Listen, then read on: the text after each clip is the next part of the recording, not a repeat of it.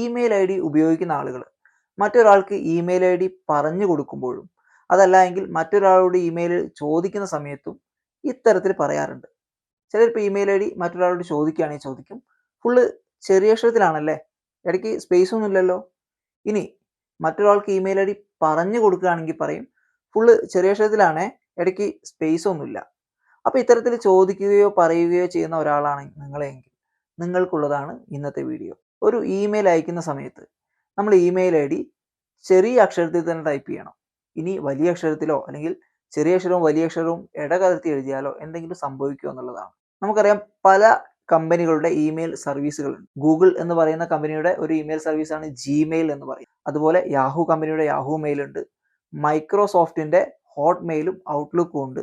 പിന്നെ റെഡിഫ് മെയിൽ എന്ന് പറയുന്ന വേറൊരു മെയിൽ സർവീസ് ഉണ്ട്. ഇങ്ങനെ പലതരത്തിലുള്ള ഇമെയിൽ സർവീസുകളുണ്ട്. അപ്പോൾ നമ്മുടെ നാട്ടിലൊക്കെ ഏറ്റവും കൂടുതൽ ആളുകൾ ഉപയോഗിക്കുന്നത് ജിമെയിൽ തന്നെയാണ്. ഗൂഗിളിന്റെ ജിമെയിൽ എന്ന് പറയുന്ന ഇമെയിൽ സർവീസാണ് ഉപയോഗിക്കുന്നത്. പലപ്പോഴും ഒരു പാൻ കാർഡിനോ ഒരു പാസ്പോർട്ടിനോ അല്ലെങ്കിൽ മറ്റേതെങ്കിലും ഒരു അപേക്ഷ കൊടുത്തു കഴിഞ്ഞാൽ അതിൽ വരുന്ന ഇമെയിൽ എന്ന് പറയുന്നത് വലിയ അക്ഷരത്തിലായിരിക്കും. അപ്പോൾ അങ്ങനെ എന്തെങ്കിലും അപേക്ഷ കൊടുത്ത് ഇമെയിൽ ഐ ഡി ആ ഫോമിൽ വലിയ അക്ഷരത്തിൽ കാണുമ്പോൾ പലർക്കും ഒരു സംശയമാണ്, അയ്യോ ഇത് വലിയ അക്ഷരമായല്ലോ, ഇത് ചെറിയ അക്ഷരത്തിലല്ലേ വേണ്ടത്, തെറ്റിപ്പോയല്ലോ എന്നുള്ള പല സംശയവും പല ആളുകൾക്കും ഉണ്ട്. അപ്പോൾ നമ്മുടെ ഇമെയിലിനെ സംബന്ധിച്ച് പറയുകയാണെങ്കിൽ നമ്മുടെ ഇമെയിൽ കേസ് സെൻസിറ്റീവ് അല്ല എന്നാണ് പറയുക.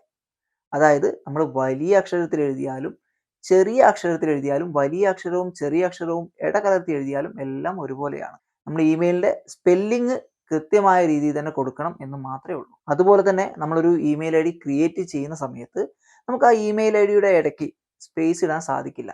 അപ്പോൾ നമ്മൾ പ്രത്യേകിച്ച് സ്പേസ് ഉണ്ടോ അല്ലെങ്കിൽ സ്പേസ് ഇല്ലേ എന്നൊന്നും പറയേണ്ട അല്ലെങ്കിൽ ചോദിക്കേണ്ട കാര്യമില്ല. ഇപ്പോൾ നമ്മൾ ജിമെയിലാണ് ഉപയോഗിക്കുന്നതെങ്കിൽ നമ്മൾ ആൻഡ്രോയിഡ് ഫോണിലാണെങ്കിൽ ജിമെയിലിൻ്റെ ആപ്പ് ഉണ്ട്. ഇനിയിപ്പോൾ സിസ്റ്റം ഉപയോഗിക്കുന്ന ആളുകളാണെങ്കിൽ ജിമെയിലിൻ്റെ വെബ്സൈറ്റ് വഴിയും ചെയ്യും. അപ്പോൾ നമുക്ക് വേണമെങ്കിൽ നമ്മുടെ സ്വന്തം മെയിൽ ഐ ഡിയിലേക്ക് തന്നെ ഇത്തരത്തിൽ വലിയ അക്ഷരത്തിലോ അല്ലെങ്കിൽ വലിയ അക്ഷരവും ചെറിയ അക്ഷരവും മിക്സ് ചെയ്തിട്ടൊക്കെ നിങ്ങൾക്ക് ഇമെയിൽ അയച്ച് നോക്കാം. അതല്ലെങ്കിൽ നമ്മുടെ വീട്ടിലുള്ള മറ്റാർക്കെങ്കിലോ അല്ലെങ്കിൽ നമ്മുടെ കൂട്ടുകാർക്കൊക്കെ അയച്ച് നിങ്ങൾക്ക് ഇങ്ങനെ പരിശോധിച്ച് നോക്കാം ഇമെയിൽ ഐ ഡി വരുന്നുണ്ടോ ഇല്ലേ എന്നുള്ളത്. ഞാൻ എന്തായാലും ജിമെയിലിൽ യാഹൂ മെയിലിലേക്കും യാഹൂന്ന് ജിമെയിലിലേക്കൊക്കെ തിരിച്ചും മറിച്ചും ഇതേപോലെ വലിയ അക്ഷരത്തിലും ചെറിയ അക്ഷരത്തിലും വലിയ അക്ഷരവും ചെറിയ അക്ഷരവും ഇടകലർത്തിയൊക്കെ അയച്ചു നോക്കി. കൃത്യമായിട്ട് മെയിൽ പോകുന്നതുകൊണ്ട് അയക്കുന്ന സ്ഥലത്ത് കിട്ടുന്നുണ്ട്. പിന്നെയുള്ള ഒരു കാര്യം എന്ന് പറയുന്നത്, ഈ ഇമെയിൽ ഐ ഡിക്ക് നമ്മൾ കൊടുക്കുന്ന പാസ്വേഡ് അത് കേസ് സെൻസിറ്റീവ് ആണ് കേട്ടോ. അതായത് നിങ്ങൾ ആ ഇമെയിൽ ഐ ഡിയുടെ പാസ്വേഡ് ക്രിയേറ്റ് ചെയ്യുന്ന സമയത്ത് വലിയ അക്ഷരത്തിലാണ് കൊടുത്തതെങ്കിൽ വലിയ അക്ഷരത്തിൽ തന്നെ പാസ്വേഡ് എൻ്റർ ചെയ്യണം. ചെറിയ അക്ഷരത്തിലാണ് കൊടുത്തതെങ്കിൽ ചെറിയ അക്ഷരത്തിൽ തന്നെ എൻ്റർ ചെയ്യണം. പിന്നെ സ്ഥിരമായിട്ട് ഇമെയിൽ ഒന്നും ഉപയോഗിക്കാത്ത ആളുകളാണെങ്കിൽ അവരുടെ ഫോണിൽ ഇമെയിൽ ഉണ്ട് എന്ന് അവർക്കറിയാം. അത് എവിടെയാണെന്ന് പലരും ചോദിക്കാറുണ്ട്. അപ്പോൾ നിങ്ങൾ ആൻഡ്രോയിഡ് ഫോണാണ് ഉപയോഗിക്കുന്നതെങ്കിൽ അല്ലെങ്കിൽ ഐഫോൺ ആയാലും നിങ്ങൾ ആ ജിമെയിലിൻ്റെ ആപ്പിൽ ടാപ്പ് ചെയ്യുക.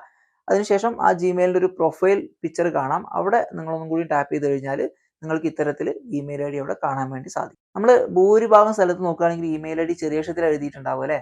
അതിനൊരു യൂണിവേഴ്സൽ സ്റ്റാൻഡേർഡ് എന്ന് പറയും. എവിടെ പോയി കഴിഞ്ഞാൽ ഇമെയിൽ ഐ ഡി ചെറിയ അക്ഷരത്തിൽ എഴുതുന്നു എന്നുള്ളൂ.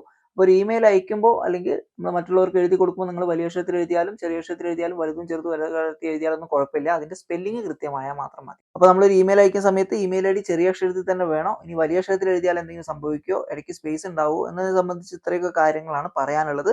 ഇനി നിങ്ങൾക്കുള്ള അഭിപ്രായങ്ങൾ കമന്റ് ആയിട്ട് രേഖപ്പെടുത്താം. വീണ്ടും പുതിയൊരു വീഡിയോയിൽ പുതിയൊരു വിഷയമായിട്ട് കാണാം. അതുവരെ എല്ലാവരോടും ഒരിക്കൽ കൂടി നന്ദി, നമസ്കാരം.